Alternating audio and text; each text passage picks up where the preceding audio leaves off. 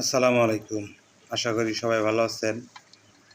আল্লাহর রহমতে আপনাদের দোয়ায় আমি ভালো আছি।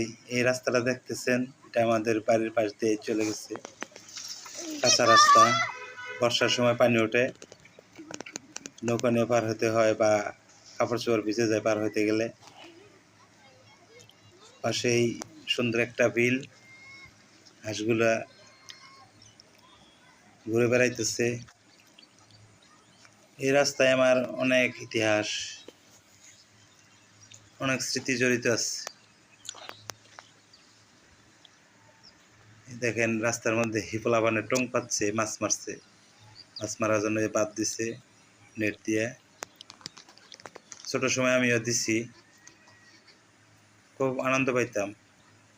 সবাই মিলে একসাথে বাদ দিতাম, সবাই মিলে আড্ডা দিতাম, এই জায়গায় কাঠ খেলতাম, রাত কাটাইতাম, খুব মজা করতাম।